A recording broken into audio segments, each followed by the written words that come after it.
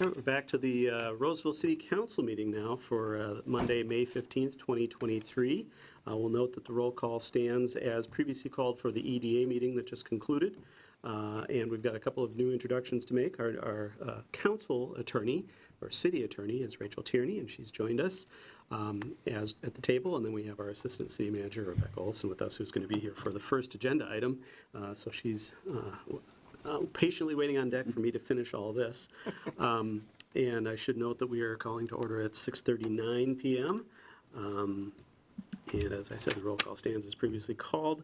We did the Pledge of Allegiance, and next on our agenda would be approval of tonight's agenda. I'll just double check with staff if anything needs to change from the staff perspective. Changes, Mr. Mayor. All right, yeah, very good. We only have 3 items as a work session this evening. Are there any council requested changes? All right, is there a motion to approve the agenda as presented then? So moved. Second. It's been moved by Councilmember Strawn, second by Councilmember Ratton. Any discussion on that motion? Hearing none, all those in favor signify by saying aye. Aye. Opposed? That motion passes 4-0 unanimously, and we have our agenda for this evening. I will offer an opportunity for public comment, but I don't see anyone from the public here for general public comment this evening, so we'll move right into our agenda. Our first item under business items is a return for further discussion on the classification and compensation study, specifically related to our discussion at our last work session about this topic and comparable cities. And with that, I'll turn it over to Ms. Olson to get us going on this. Thank you, Mayor, council members. I'm going to have a very brief presentation, and the rest is going to be a discussion kind of about how we determined the comparable cities that you have in your packet. And then the goal for tonight is to really come to a consensus on which cities we want to use so that we can go out and do our market analysis for the classification and compensation study.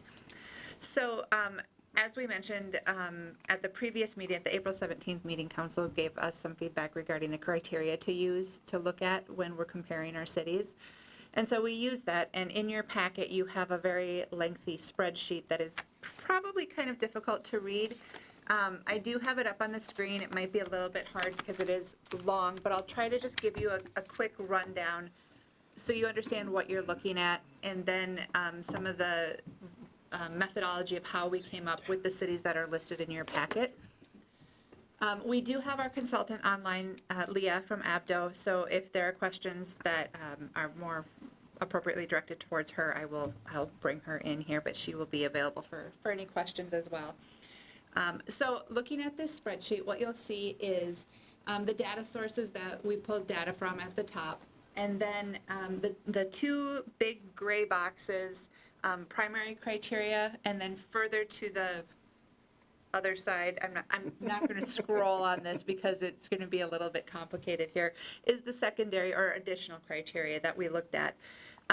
And just to refresh your memory, it's similar things like population, if it's in the 7-county metro area, distance to the urban center of Minneapolis-St. Paul, expenditures, and expenditures per capita. And then that additional criteria that we looked at was median household income, percent of non-white residents, people under the age of 18, over the age of 65, and then that middle group, 18 to 65.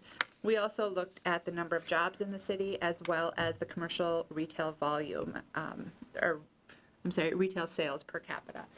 So looking at those criteria, that top column in the yellow is where Roseville falls along all of those.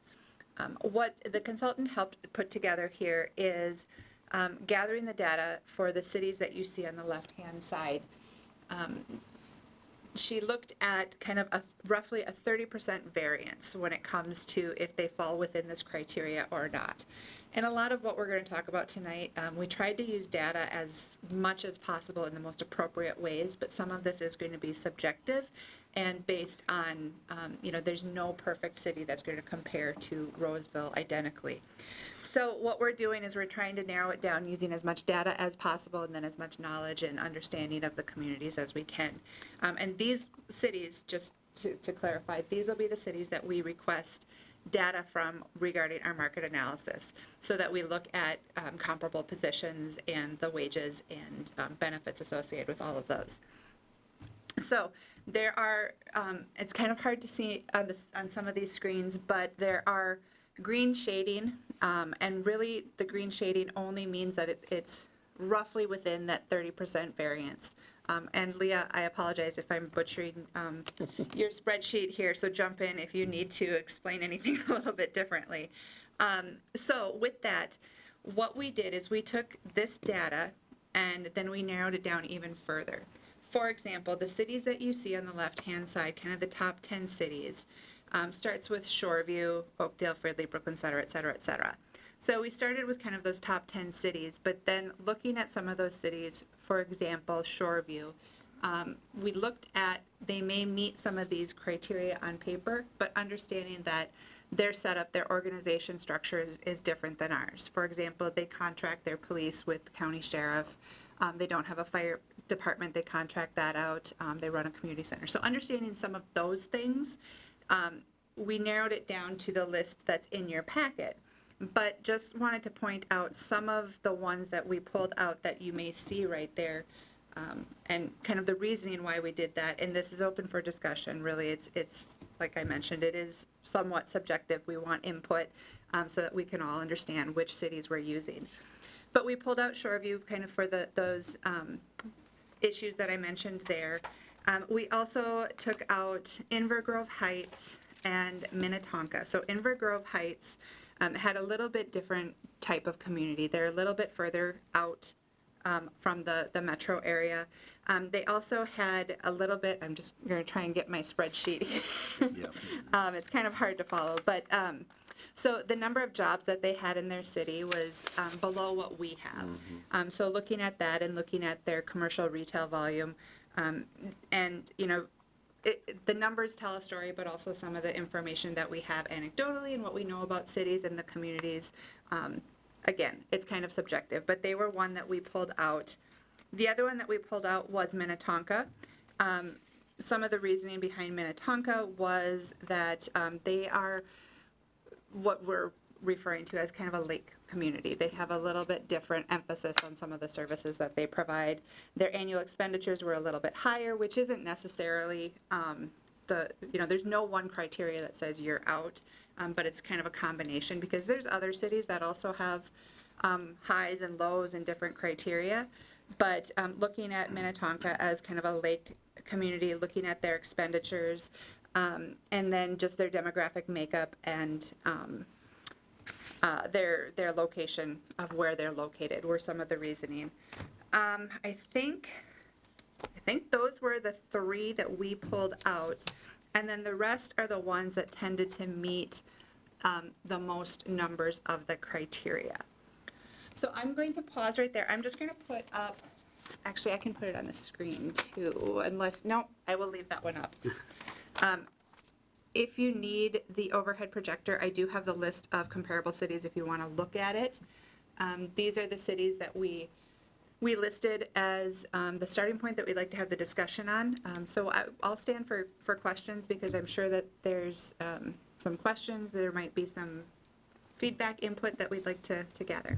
Are those cities that we settled on the spreadsheet screen that people are looking at home? And can we just name them so people can see? Oh, sure, absolutely.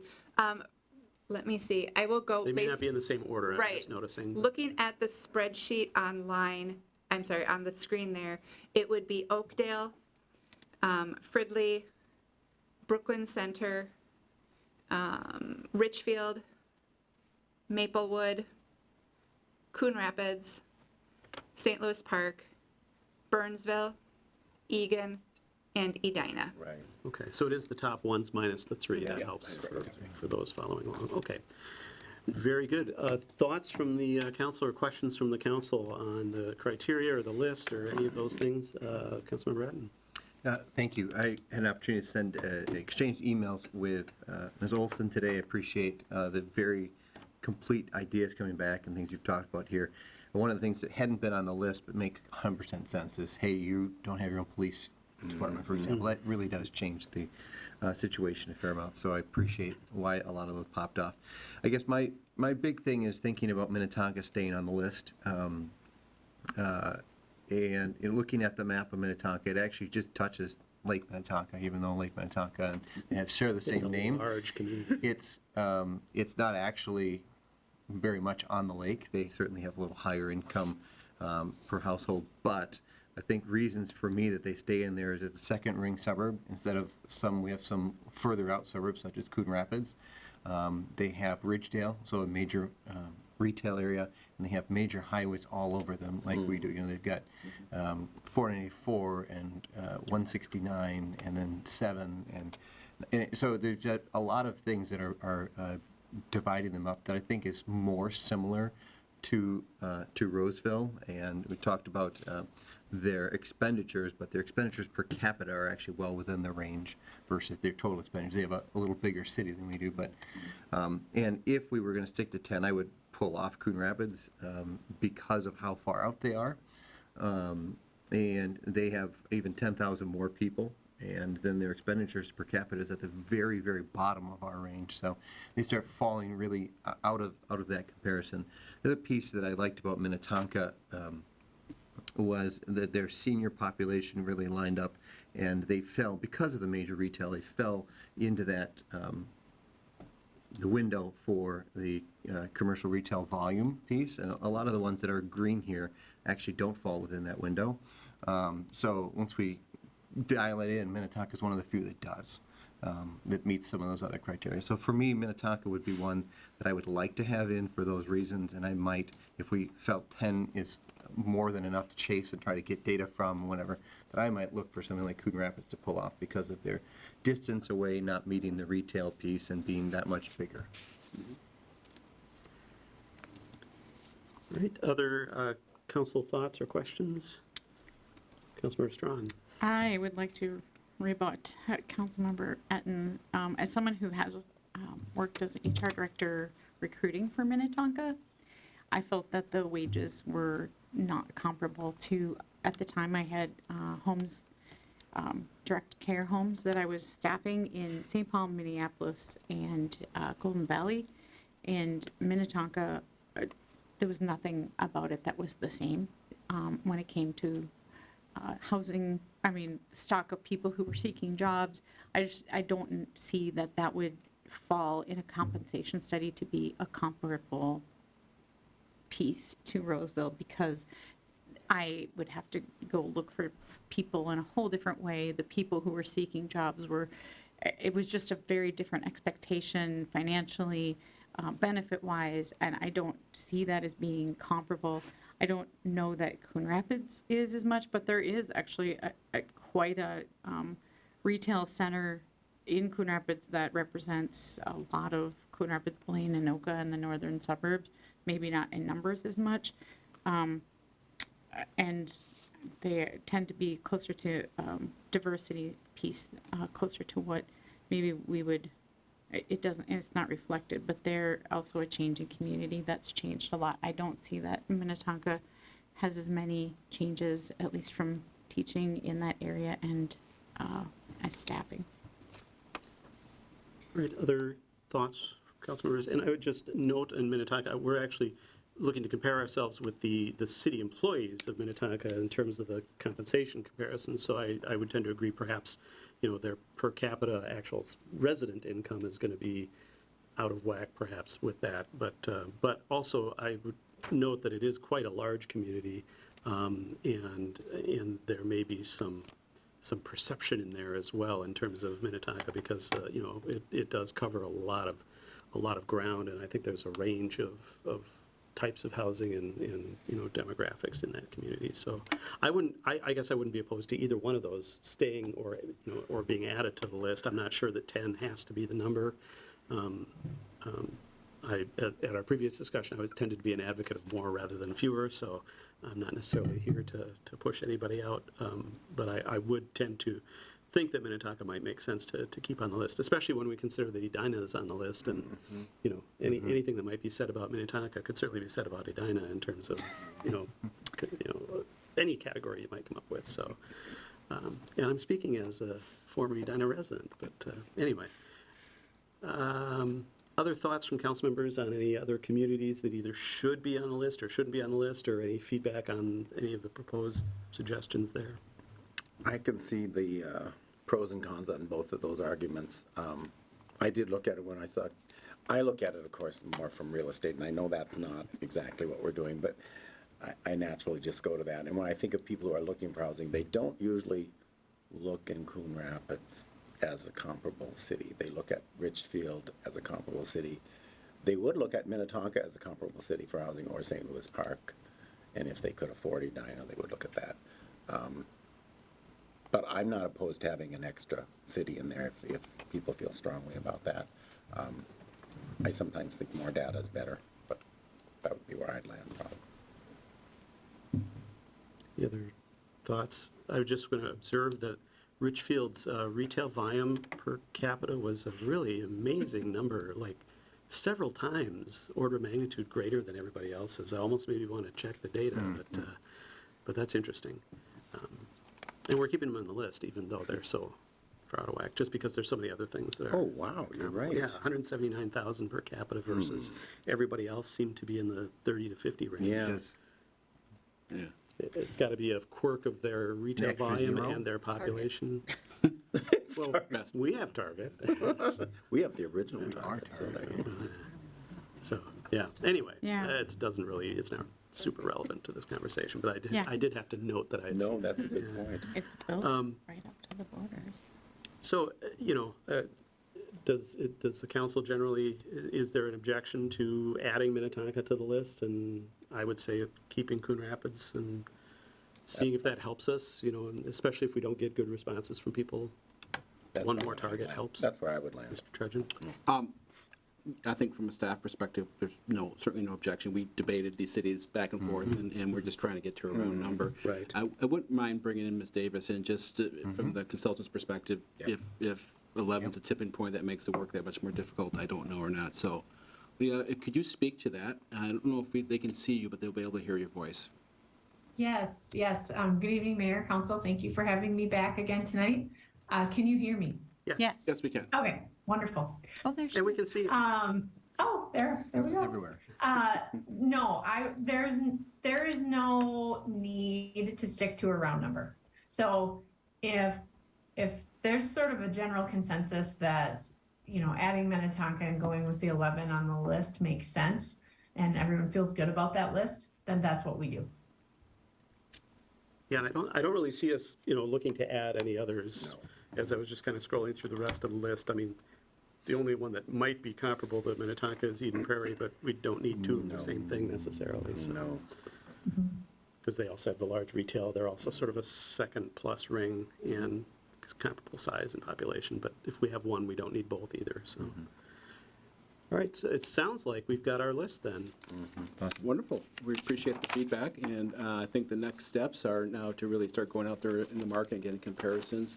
We are reviewing the job descriptions and finalizing those, so thanks to Lee and her team for getting to us, and now we're busy all working, looking at those and reviewing them. So I think we're so far on schedule, and so it's going to be really helpful if we get the data, hopefully inform our budgeting process as well for 2024. Great. All right, Thank you. thanks, everyone. Thanks for being here with us this evening, Leah. Thank you. Great, that then brings us to our second business item for discussion at this work session this evening, and that is an update on our accelerated EAB, or Emerald Ash Borer Mitigation Program.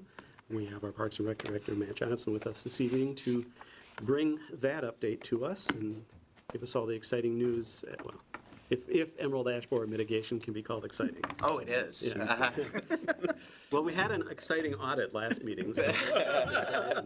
Well, I'll try to keep up with that. Thank you, Mayor and Council. As you're aware, May is Arbor Month, and we are also sort of fortuitously entering just past the 1-year anniversary of the Accelerated Emerald Ash Borer program. So I thought it was a good time, given that this is something you all hear about when you're out in the community, to provide an update on where we're at and entertain any questions or thoughts that you may have. So I certainly don't want to be redundant or too remedial with my comments here, but it is important that we sort of frame at least where we've been very, very briefly on this. So as we all recall, Emerald Ash Borer was first discovered in Roseville in 2013. And from 2013 to 21, really the approach of the city was mitigating hazardous trees that were about to fall down, and then planting as we could procure funds through grant funding and sort of other opportunities along the way. Looming on the horizon throughout that entire time, we had what the Department of Natural Resources scarily had framed as the death curve for EAB, and that's on the right side of your screen. And what that really meant is that you had a pretty lenient first 6-7 years to figure this out, and then it was going to rocket up. And we started to observe that in 21-22 in our community. So last March, we did enter into an agreement with Tree Trust to implement what we were framing as the Accelerated Emerald Ash Borer Program. I'm going to pause right now because I'm afraid I'm going to forget to do it later, to just state that throughout the first year of this program, Tree Trust has been an exemplary partner in this process. They have really embodied what we as a community have valued in terms of education, stewardship, and engagement, and really making sure that our community is a partner in this and not a bystander. And it's really shown through that first year. So I fear I will forget to say it later, so we're going to start with that. As you recall, this was really sort of a three-legged stool that the program was made out of. It included removals, a significant number of removals, a limited number of treatments, and then an even greater number of plantings to make sure that really when we're done with this program, there's actually more trees planted than were removed as part of the program. It was a $1.4 million program to be paid for utilizing a combination of capital improvement program budgets, the community development tree replacement program dollars, and grant funding as we were able to procure it. I'm going to zoom out one more time, and then I promise we'll get into the meat and potatoes, but this is a really important thing to talk about, because there are other communities that are simply removing the ash and saying we're going to get back to planting as we can, and we've intentionally not taken that approach because this council and this community has always seen the value in forestry. And I have many bullets under these, but I'm not going to share them for expediency, but we all understand the great environmental impacts of a robust urban forest, the economic impacts, increased property values that come from a robust urban forest, and now the new studies revolving around the wellness impacts of a healthier community, the mental health benefits.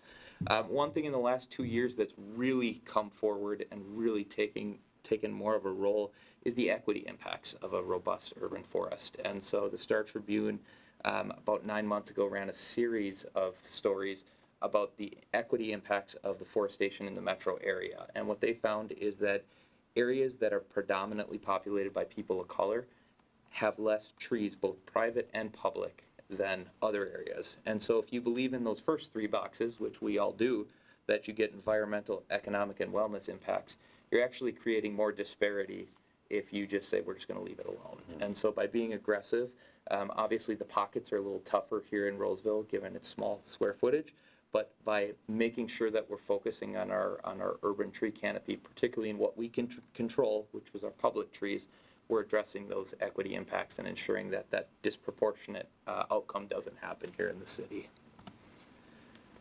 So this is the snapshot in time as of May 1st, and we've actually done quite a bit of work since then, but it was when I cut off the data because nobody likes me making slides the day before the council meeting. So as you can see with removals, we were about 50% there when the slide was printed. We've actually cleared that 50% bar. So we're more than halfway home on the removal front, which is really, really great and quite a bit ahead of schedule. We had anticipated this program concluding in early 2025, so we're cruising along on the removal front. The planting front, we're over a quarter of the way there. We've actually, again, done a significant amount of planting since then. We're probably ahead of where we thought we would be with that. And with treatment, that's a very regimented number. We're right where we thought we would be. So treatment occurs on a 2-year cycle. So we did 79 last year. We'll do a larger number this year, and then 79 that third year. So in terms of numbers, we are right on track. We're actually ahead of where we'd wanted to be, and of course continuing to be on budget as well. This is a map I included in your packet, intending to simply frame out that every corner of the community has already been impacted. As was pointed out to me, I neglected to put a key in, so I want to share what that is. That the blue stars are ash that have already been removed, and then the others are various conditions of current ash that will at some point be impacted by the program. So as you can see, even looking at the removals, every corner of the city has been touched, has been impacted, and as we continue to progress through, you're going to see more and more impact throughout the community. To sort of frame the conversation, I do want to talk about each one of these sort of three legs on that stool for the program. First and foremost, the one that I think was the most scary to us going into this was the removal component. When we had proposed the program, we had intentionally said we were going to target those highest risk ash. I was hearing from folks that, we're starting to see more and more ash that look like they're going to fall down. We knew we had to get those first. And that was the first plan of attack. When Tree Trust went out there, we found a couple of things were happening. One, to go and get one tree and then move on to the next one was inefficient, and that's pretty intuitive. You have to load back up the truck, drive across town. So we started to realize that if we can use these highest risk as a bench post and then kind of get everything else in that area, we're gaining efficiency. The other piece that we didn't necessarily anticipate that has really proved to help this strategy is when we would go in and remove one tree, the neighbor across the street would call and say, you took Steve's tree and you left my tree here. My tree's almost as bad as Steve's. So if we can go in and say, when we get the one, anything else that's in that middle to bad condition we take as well, we're sort of mitigating some of that confusion in that process as well. So that's worked out really, really well. And since about a month into the program, we've really gone to that approach where when we go in, we try to get kind of as much as we can all at once to make sure that we're managing that confusion. We do have a multi-pronged notification effort, so when we identify that a tree is going to be removed, they receive a postcard well in advance. As we get closer, they receive a door hanger and a green ring around their tree, so there's 3 different points of communication there.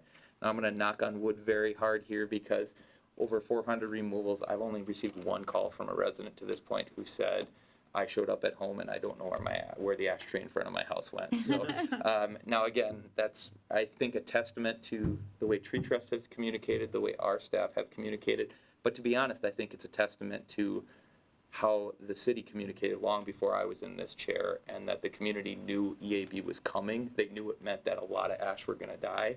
And I think that made this transition a lot easier. So we were pretty fearful of how this removal part would go, and so far people have understood. Nobody likes to see trees removed, but there's been a good understanding at this point of where we're at and why we're doing it. The stump grinding component, we do contractually require Tree Trust to do it within 28 days of a tree that's removed in the summer. You're probably seeing a lot of stumps out there right now, including one by one of our buildings that we are banging their door to get done. But during the winter, they can't be immediately removed due to weather conditions. They're catching up on their winter stump removals, and then at that point, we'll be back within that 28-day window for any removal. Most often, they're quite a bit quicker than that, too. That was the not fun slide. Now we move on to what is, I think, the fun slide, and this is the planting piece. So as I mentioned earlier, this program calls for planting 1,152 trees, actually more than will be removed. We talked about previously that the planting has been determined by our street tree master plan, which has long been in place here in the city to make sure we have a planful approach, and we do a multi-point notification for planting as well.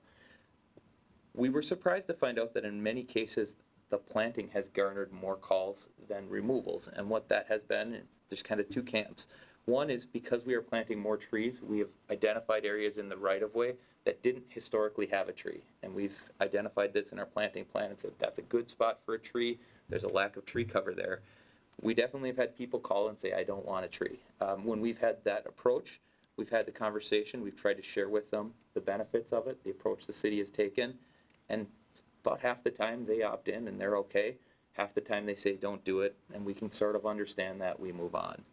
If we have removed an ash tree in the last year or 2 and they call and push back, we're a little bit more persistent on that. And we say our intended plan is to replant every tree that we've removed. Ultimately, we've had 1 or 2 that have still been very upset and said we don't want it. We've made the decision to this point to move on, simply because if you don't want a tree in the right-of-way in front of your house bad enough, you're going to find a way to get rid of that tree. And so we want to make sure that there's a reality component with the right and wrong component of that. So, but by and large, when you have this conversation with folks about the value of these trees and about what we're trying to do as a city as a whole, people are generally fairly responsive and have been willing to do it. So we'll talk about it more on the next slide, but Tree Trust has done a huge chunk of this planting through volunteer plantings, and they've really got an amazing system in place for how they do it. And it really, really coordinates nicely with our natural resources program, which has been largely volunteer driven and really built that spirit of stewardship. And we'll get to that on my next slide. When Tree Trust does plant a tree, they have a 1-year upkeep that they have to have. And probably my favorite part of what they do is every tree that they plant comes with one of these tags, and I'm pointing at my screen as though you can see it on the right side, that contains a little bit more information about the tree that's planted. So not just what tree you have, but has some sort of info that aims to educate on the importance of what we're trying to do here. So this one says, in 20 years, I'll have taken 1,500 pounds of carbon out of the atmosphere. And, so it's, again, that a little bit more than just we're taking a tree and putting a tree in. It's why does this matter? What's important about this? So this is the pictures actually from a volunteer tree planting that was done just 9 days ago. And what this is, Tree Trust has, again, a really great infrastructure in place where the night before or the morning of, depending how it's going to be laid out, they go out, they drill the holes, they drop off the tree, they drop a bag of mulch.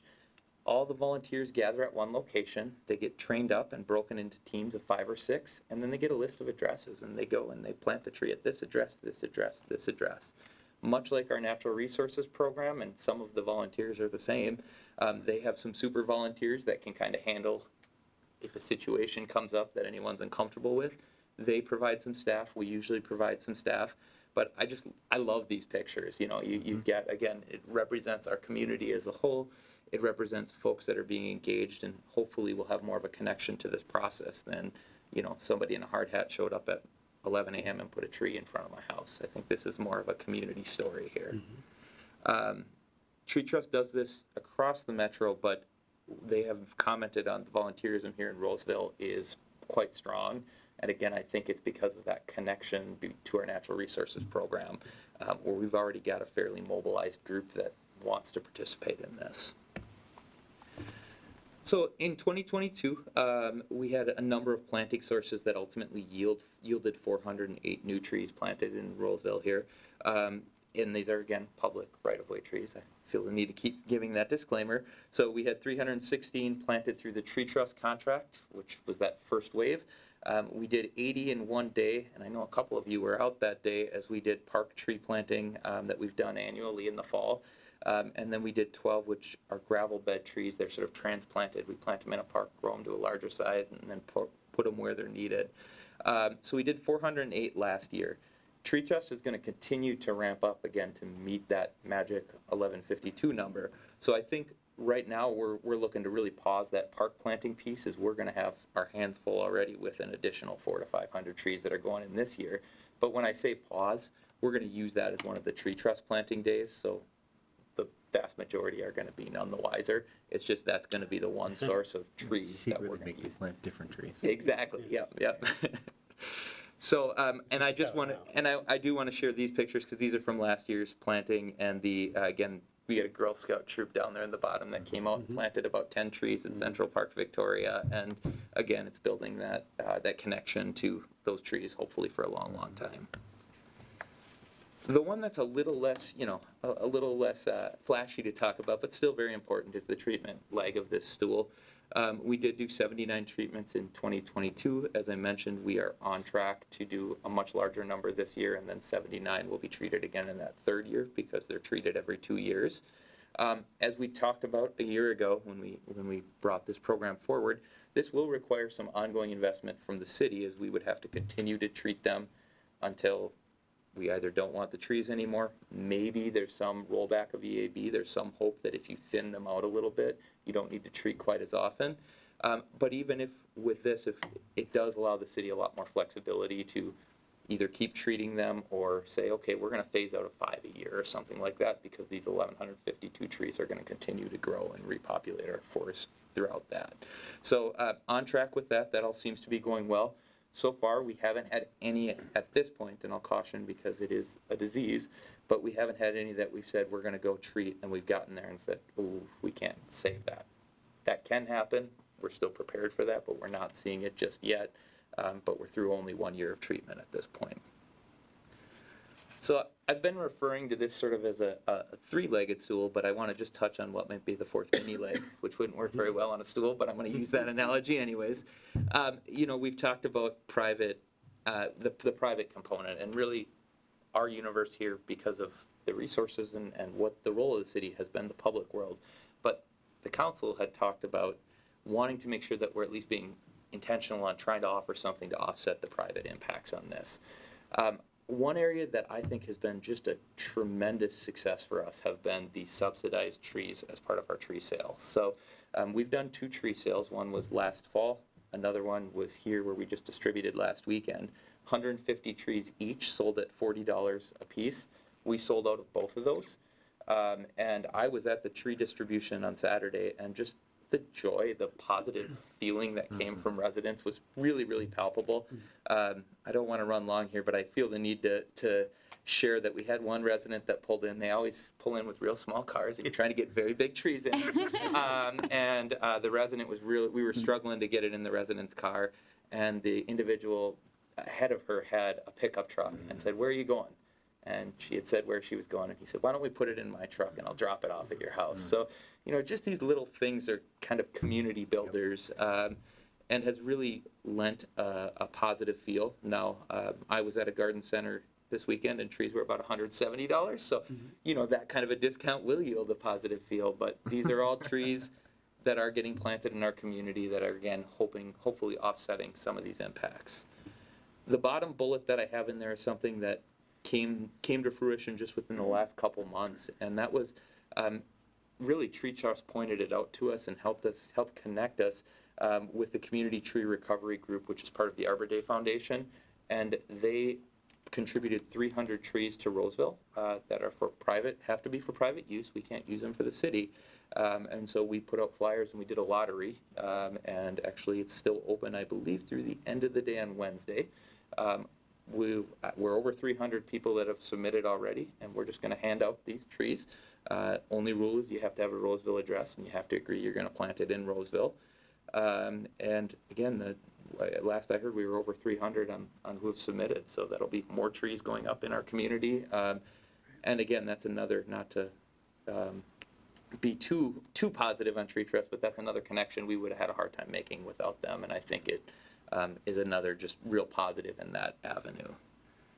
So these are just a couple of pictures. I cheated and added this after the fact because this was done on Saturday, but this is, again, you could just see kind of the setup that we had, and I wanted to point out, in addition to not just the trees, you got a bag of mulch, you got your gator bag, and we did a tree owner's manual. And so again, it's this holistic experience that's more than just here's your tree, good luck. And I think that's an embodiment of how the program has gone to date. So with that, I want to talk a little bit about kind of our short-term next steps and some of sort of the realities that come from being in it now a year. First and foremost, we've recognized that, again, I can't speak more highly of Tree Trust, but we still need to be out making sure that everything is as it should be. We talked about we have 400 trees out there that weren't there a year ago, and so we're dedicating right now our AmeriCorps staff member to going out, inspecting each of those, saying it's where it should be, it looks as it should be, restoration's been done as we hope, and really making sure that we as a city can lay eyes on those things. So if it's not done properly, we can go out and get it taken care of. And that's really a heavy load in and of itself with the number of trees that we've planted, and again, that will only get bigger. Watering trees. So our agreement with Tree Trust called for watering for 1 year, and then they would be handed over to the city/residents. We've had a number of residents who, when they have a tree planted in front of their home on the right-of-way, are watering them, and that's extremely helpful. But with the last 2 years in a row being some of the driest summers on record, we're rapidly realizing that 1 year and then saying, we think that'll mostly be enough is probably not going to be the right approach. We were able to work with AmeriCorps to procure 2 more part-time positions this summer, who are going to be folks that are going to be out. We rigged up an apparatus. It's a pump that goes in the back of a pickup truck. We're going to be out watering trees. They also will have the ability to prune, train trees, do the little things that need to be done to try to make sure that these survive over the coming years. So we've got this summer covered with that. They're going to be with us through the summer, but it is going to be something we're going to need to keep on as we continue to move forward. This is a lot of trees that are going in, and it's going to be, all this work will have gone to naught if a third of them don't make it. So we need to make sure that we're being very intentional about keeping them alive. Another component that as we already look to turning the page to kind of coming out of this, is we did receive DNR grant funding for $50,000 to do a tree inventory. Our last tree inventory is nearing 15 years old here in the community, and when we did start to implement the EAB program, we found that there were some inaccuracies in that data due to either age, due to simply deterioration of what has occurred. But so this will give us an opportunity to bring in a private company that can come in, inventory all of our trees, give us a good report that works with our current GIS system so we can have it all mapped.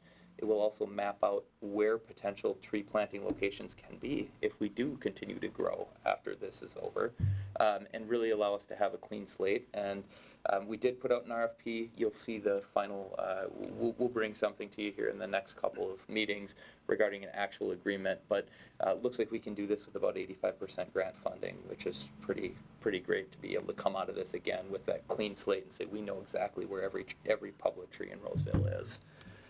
We're going to continue to use our gravel bed nursery, which was big news 3 years ago, but it's something that's become, again, we just take very small trees, we plant them for a year, and then we transplant them where they're needed at very little cost to the city. That's been exciting, and it occurs at our arboretum, so those volunteers help us out a lot with those.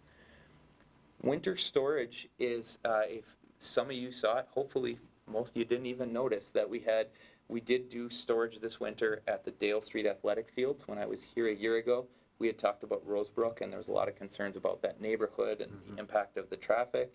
So we went back to the drawing board on a map, and we found that Central Park, for a lot of reasons, was going to work very, very well. I'll tell you, we didn't hear really much negative from it. Tree Trust did a great job in their timing of when they were in and out of there. We talked to the neighbors that would be closely impacted, and that seemed to work very well. It did add to that efficiency, which I think is part of the reason we're ahead now. So I would anticipate we'll be doing that again this winter. If all goes well, we don't know that we're going to need one more winter beyond that because of, again, where we're at. One other neat anecdote that I put in here because I have to share somewhere and I couldn't figure out where else organizationally. We did have a resident reach out and connect us with Jeff Davies, who is the shop teacher at Roseville Area High School, who had recently come into the ability to mill lumber. We contacted the DNR, and they had stated that as long as ash is actually milled, so you can't use it for fires or anything like that, but as long as it's milled, it can be utilized. So we were able to connect Tree Trust and Mr. Davies, and they have delivered a few logs over there, and those are going to be used for shop projects at at the high school, and we plan to keep that going as long as we can, as long as he wants the wood. So I went over and toured his shop a few months ago. It's very, very impressive. At the time, they hadn't actually used any of the wood, so I've got to check in with them, but I have high expectations that they've actually done something with it, and they're not just sitting there. And then the last bullet is really big picture, and it goes beyond today, probably goes the next few months, but I've talked a lot about the congruence between this program and what we've done in the Natural Resources Management Program, and they really do work hand in hand. Over the last decade, we've had this Natural Resources Management Program that really got our natural resources to a top-of-the-line caliber, where we've removed so much of the buckthorn and invasives and been so intentional on reestablishing prairie and all of those things. And we've gotten near the end of that program almost simultaneously as we're working through this EAB program, which has sort of been the forestry version of that. And they really should work hand in hand as we look to develop a program that is, what do the next 10 or 15 years look like? So just making sure they're integrated together and have, again, that proactive approach that yields the results that have done so well to now, to make sure that we're continuing to be successful in the long run. So I don't want to take up, again, too much of time, but I thought it was worthwhile to at least touch base. And with that, I'll answer any questions that you may have. All right, questions from the council for staff on the program update? Councilmember Etten. I have questions. I want to speak to that last item. I know we'd spoken about that. I think it's very important. One of the big changes now is that Stantec is no longer being paid to do, kind of oversee and plan our natural resources work. And so making sure that we as a system, as a city, have something in place is going to be very important. We have a pile of volunteers that help with the different efforts. We have highly educated volunteers who help lead events. We have staff that has gained tremendous knowledge and is excellent. And sometimes we're going to need to pay professionals to come in and help out. But So to think through how we use all those different resources and how we do integrate, what are we doing with our trees, what are we doing with smaller invasives, what are we doing for habitat improvements and water quality, that we're thinking about all those natural resource pieces holistically and long-term, and what we can affect. And maybe sometimes we'll need dollars for that, so we're thinking ahead on that. Other thoughts, questions, Councilmember Graff? Just a thought, when this first started, I was getting calls, and then they just tapered away and they disappeared. So he must be doing it right, because I'm not hearing from anyone that's unhappy as they learn more about the program and found out what we were doing. Thank you. They're all pleased with that. I'm scared to death we're jinxing it. Knock on wood. We're not. I did meet a man who was kind of up in the northeast corner or northwest corner, who was like, "I don't want a tree," and his wife from the crowd, "I want a tree." I was like, "Okay, well," there was an internal a lack of harmony on that, but I really appreciate. It's just. I hear the good things that my neighbors, "Oh yeah, I got a tree," and I'm seeing a lot of neighbors who are putting in rain gardens, and I think it just there's kind of been a proliferation in my neighborhood of solar panels, and I think it just all works together when people kind of see, I'm seeing some signs for less mow, and just it all can kind of kind of flow together in various ways that we're keeping our natural habitat. And when I first moved to my street, it was lined with a beautiful canopy of trees, and I'm starting to see it. There's some signs that it will be that way again someday, after being just completely flattened from disease. So I'm really thankful for all that you're doing, and I know that we can make the best plans, but there may be a new EAB-like thing that we don't plan on that could upend anything. So the being nimble enough to pivot as needed in that plan is what I think would be necessary. Thank you. I would note that I think we have historically, as we integrated park planning into our capital improvement program, the natural resources was a part of it, and I know early on it was kind of a placeholder dollar amount, but I think as we get more sophisticated about thinking about when things are going to need to be looked at again, the next time we need to do some major, addressing of buckthorn or whatever at Reservoir Woods Park or whatever it might be that was done a few years ago, those things can kind of be programmed in, and we can make sure we've got sort of that more, factual basis and a good sense of those costs, and we can set aside those resources well ahead of needing them, so we make sure that we're not only having programs that are integrated, but the planning is also financially integrated with our financial planning, so we can make sure it all works well together. Then I don't know if you know the answer to this, but I would be curious to know, as we've done a lot of removals, we're removing habitat for the emerald ash, the beetles. So wondering if that helps mitigate the spread also, just because you talked about, if you sort of, don't have clusters of trees, that can kind of help because they can't move between trees as well. But I just wonder if eventually, similar to some of the other tree disease plagues we've had, where once they're gone, then there's no more habitat for the particular critter that's causing the problem, and that seems to help sort of level off the impact then going forward. So I wonder if we're being ahead in terms of removal is actually helping the situation, is where I was trying to get to with that long rambling comment. Well, Mr. Mayor, I think it's an astute comment, and I will say that while Karen, who is really foremost expert with tree trusts in this world, is cautious not to mislead, there has definitely been some of that conversation that that might be one of the benefits of the treatment approach. I think there's, again, caution with that, but there is some hope of exactly that. If you have the last ash remaining and they don't have it, how's it going to get there?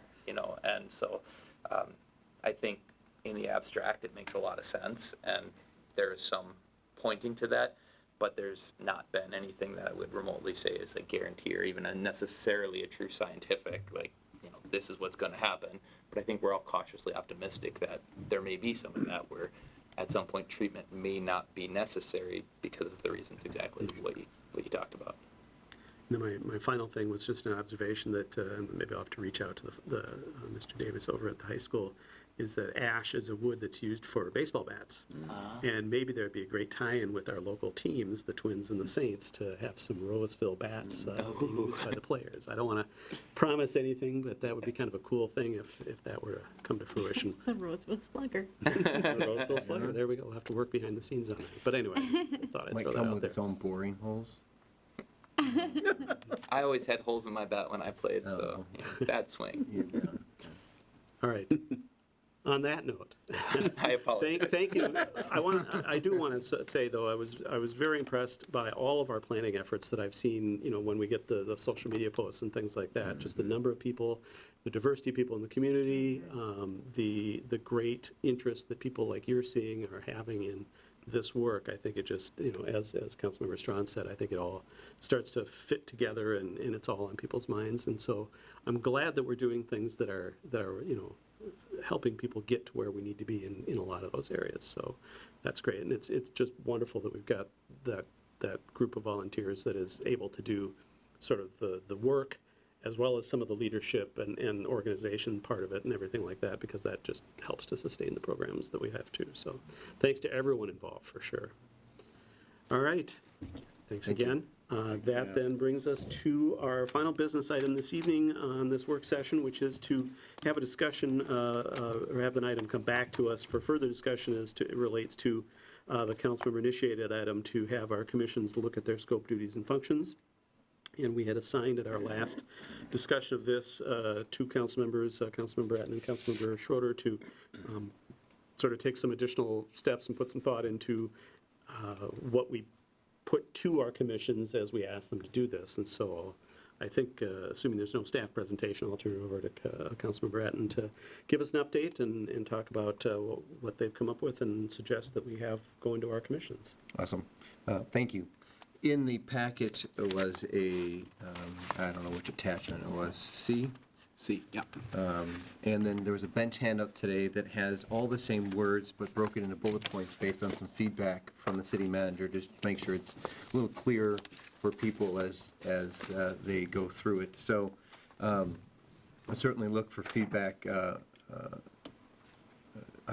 Just for first name, Ms. Schroeder. Skip the country here to avoid this discussion, but we why make it normal, Wayne?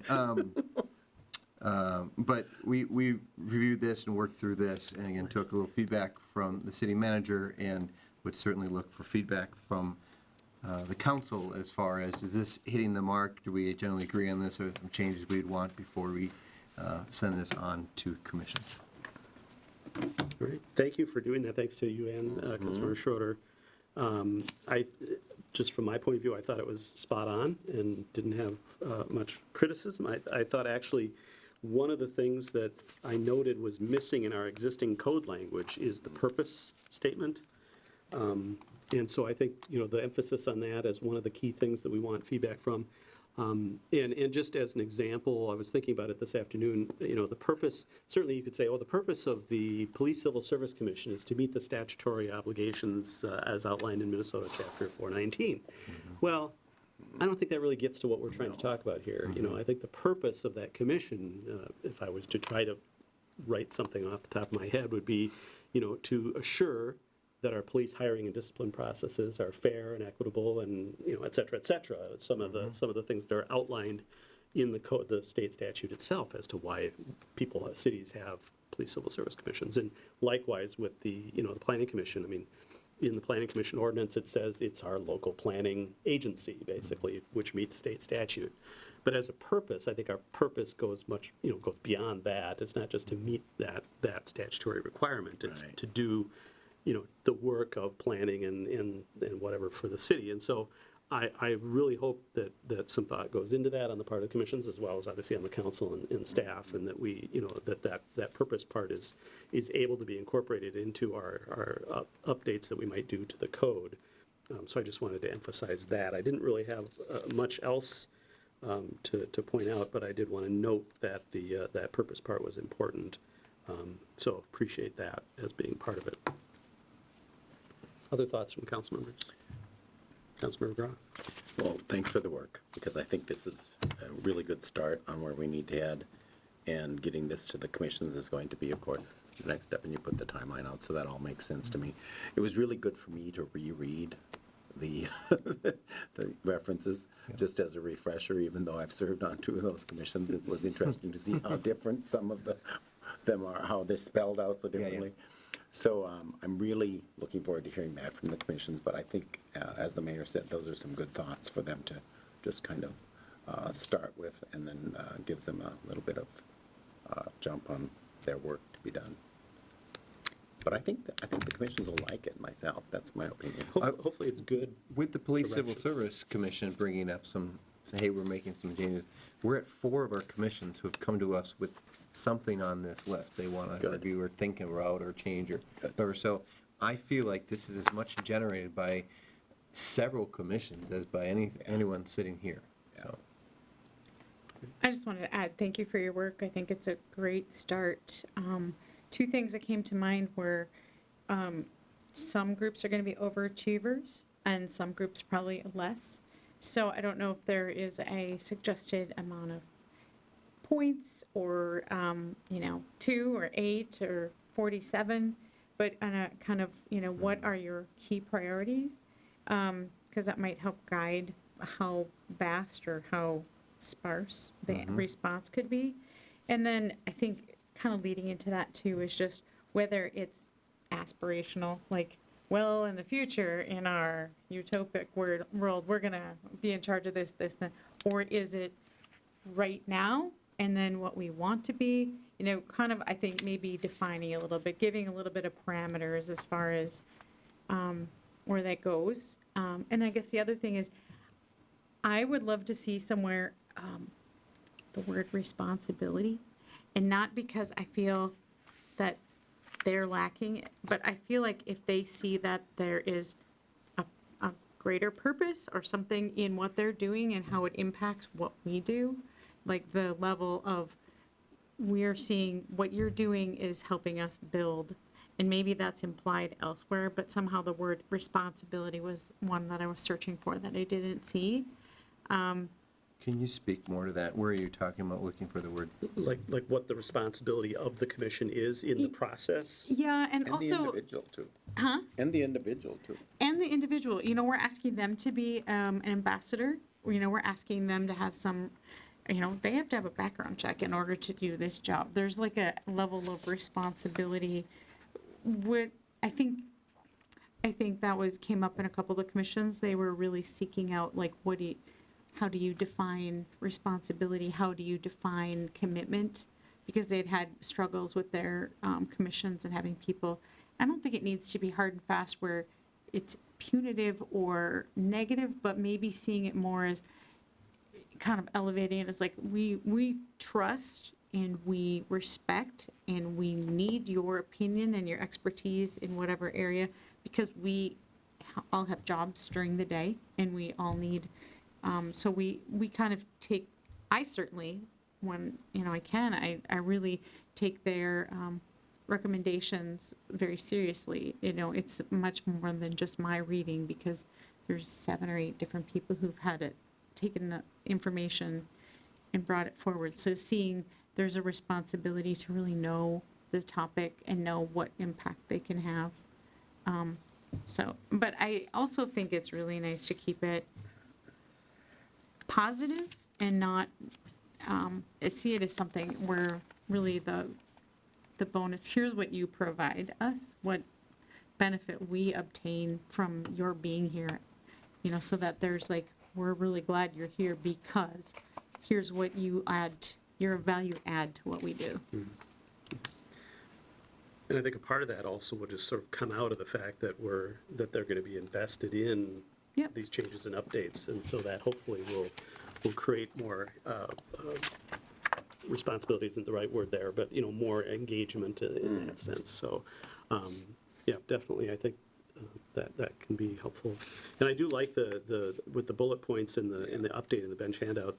It does talk about sort of in an aspirational way, what might be added to the scope, duties, and functions to better serve the community, and I think that gets to some of that anyway, too, as a starting point.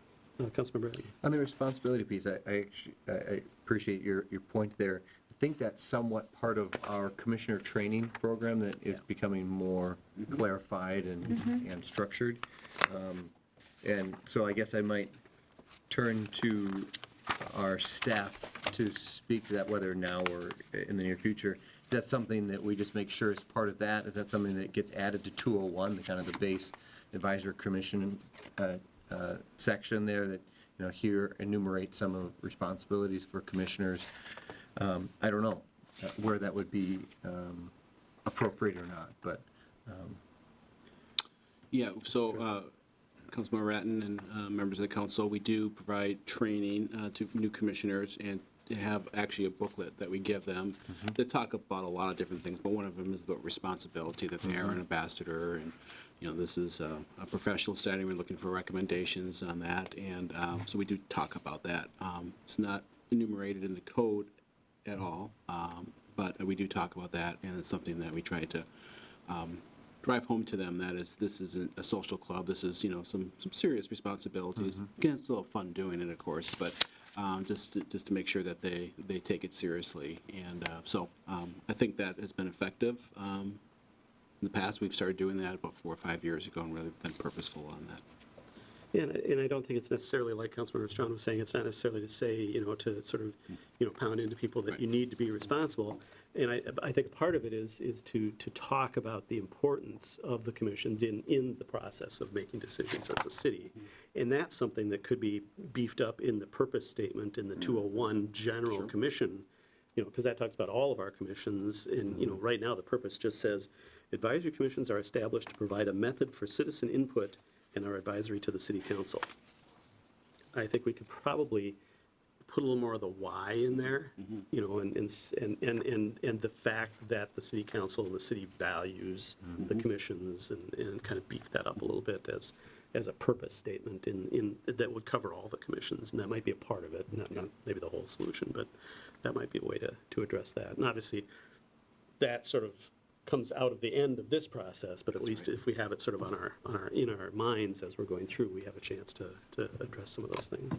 I think, does that kind of get to what you were talking about? Yes, I was kind of curious to know if you have had experience with looking at code and where these commissions, what kind of expectations other code or other cities have in there? Do they kind of give more detail? I'm sure they're all over the board. Well, Councilmember,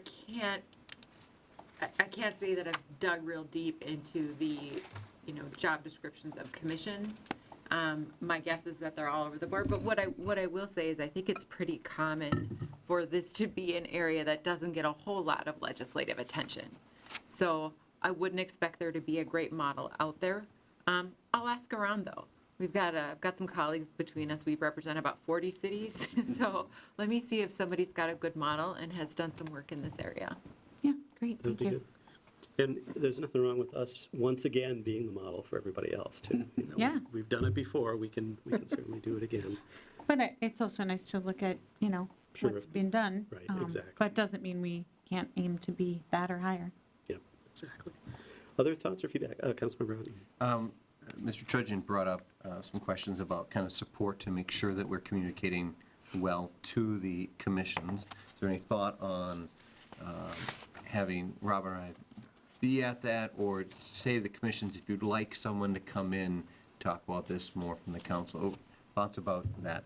I'm really asking to sign up for 7 or 8 additional opportunities to see you. You would, of course, be signing up Councilmember Schroeder for all. Yeah, well, she's not here, so yeah. Exactly. We'll know. If you're not at the This is meeting, how the then process works, we- right? yeah. Exactly.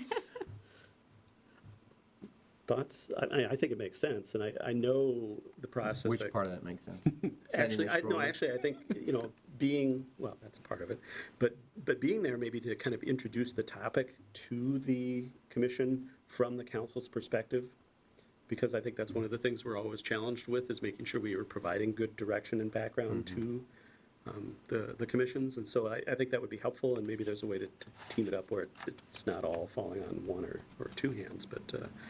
I don't want to spread it too far in the sense that you suddenly lose clarity sometimes No, too if you true. have Exactly. 5 different people answering the questions. Right, no, exactly. So, But that I would be think, my- unless there's objection, I think that makes some sense to try to accomplish that to the greatest extent we can. Sorry, I opened my mouth. Yeah, there you go. You're volunteering for more things. But we should talk about it openly. Okay. Other thoughts? No, I mean, I think, yes, it's hard. You lose focus the more people there are, but, you know, it certainly doesn't only have to fall to 2 people. You know, I think our goal here is that we're all pretty unified on what we know what we're looking for. So if we can be, certainly I'll speak for myself, if I can be helpful, I am offering to be helpful. Don't want 9 more meetings, but I certainly could take 2 or 3. It certainly could help out too. And I think that, you know, if The ones there that Councilmember Schroeder doesn't do. Yeah, I think if there was an outline or something, I don't think it would be that hard for us to be pretty consistent. Just being a on good what we're starting talking point. about. Yeah. This is our outline. Yeah. Yeah. Barring any changes that we would make right now. Yeah. If there needs to be any more in that first part, you know, that we can flesh out as the representatives of the council on the why part, why are we asking you to do this just chore, you know, for the commission, so that can be helpful too, and we can all. So do you feel like there's more you want there? Is that what No, you're I mean, I'm saying if we are there in person at the commission Okay. introducing this, we have a chance to fill that out more. you know. Okay. And if, All to right. the extent we might need a script for that, then, you know, that might help too, but, or notes. The only hesitation I'd have is I don't want this to become the council taking over the conversation and not having the commissions doing Right. their own. I don't Right. want us to be steering that so much that Right. they're not doing their I own. think the key would be is to a little bit of that and most, or not that, but a little bit of the introduction. Right. And mostly kind of conveying how important we think this is. Right. That we hear from them and that, you know, their work is important to us, I think would be very helpful. And I would say that's going to take, that conversation is going to take place over a series of commission meetings. So Right. I think what we're talking about is this, the council members introducing the topic, asking. Right, and then getting out of And the then, way. and stepping back and let them Yeah. do their work over a period of time. I also think it'd be goodwill for us to be present, because there have been times when miscommunication or lack of communication has created animosity that didn't necessarily need to be there. So I think if people are well versed on why and what the purpose is, there's less room for it to turn into a next door Facebook drama that it doesn't need to be. Yes, we do want to avoid that, for sure. And because that's human nature, people, you know, and so I think just being able to be transparent is helpful. For sure. The only other thing on this topic, I did ask, and I appreciate staff at the last minute adding the bench handout of the 2 specific state statutes related to planning commission and police civil service, because I'm not always sure that we're, you know, we always say we refer to them, and definitely our code just makes a reference to them. It doesn't get into the details of it, so it's always good to have it as a reference. And so that's the only reason I asked to include it, was that we can, if we need to refer back to it at any point, or if the commissions themselves want to refer to it, it's there and available. Because it does, some of the statutory language does get into some kind of purpose and scope and duties and functions things. But I did want to say, as I was looking specifically at the Planning Commission, I have a couple of recommendations that I want to put out at the beginning of this process, and it shouldn't impact their own deliberations. But I would strongly suggest that anything that's in the current ordinance for the Planning Commission that's very repetitive or duplicating what's in state statute, that we think about kind of whittling that down to the traditional sort of scope, duties, and functions, and then leaving the detail to the state statutes, because there's a lot of very specific stuff in like 202.03, 202.06, and 7, which seems like it was an attempt to paraphrase state statutes. I think some of that is important to note, that that's what the commission does, just in the general list of scope, duties, and functions, but not like a paragraph of detail.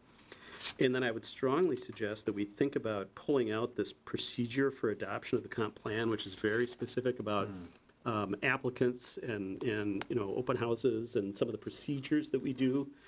I don't think you can put it in the zoning code, because the zoning code is zoning and people look for zoning, but maybe that's something that might look to go into chapter 1 of our code, which is a lot of administrative stuff.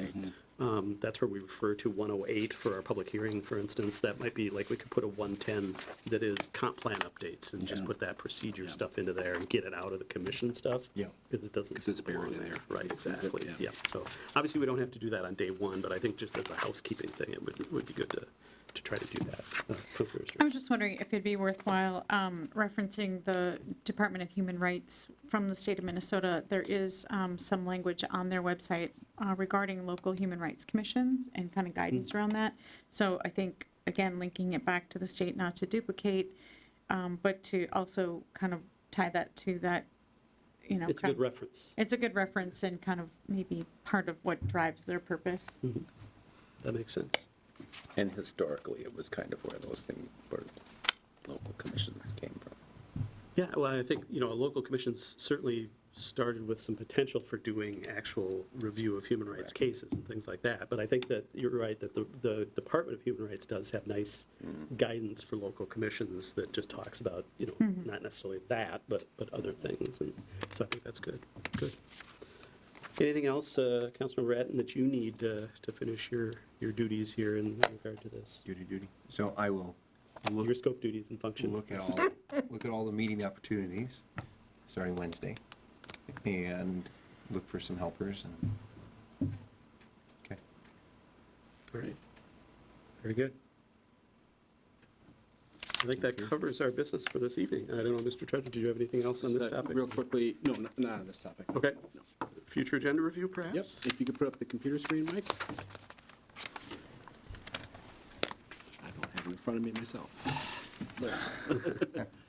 Okay, so we do have a meeting next Monday. We have a proclamation. We have the SAR contest participant will be presenting their poem, I believe. All-Department Equity Update, joint meeting with the Human Rights Inclusion and Engagement Commission. We want to continue the city commission application process discussion, and then we do have a vacation of various city right-of-ways. We have a slew of them coming. These are pretty basic ones, as my understanding. I think there's ones coming later this summer. Less controversy. Yeah, that might have a little bit more conversation around it. Then we do have a meeting June 5th, a joint meeting with the Finance Commission. And then as of now, we have 3 abatements on for consideration. As you know, oftentimes those fall off as we get closer to it. And our only other meeting in June is June 20th. That will be a Tuesday night because of Juneteenth Day on the 19th. And as of now, we don't have a lot of agenda items, but I'm sure that will fill up as we move forward. And the only other thing I want to mention, I heard from Senator Marty this morning that it does not look like the OVAL funding will be in the bonding proposal. They're doing a cash only, as you may have read in the paper.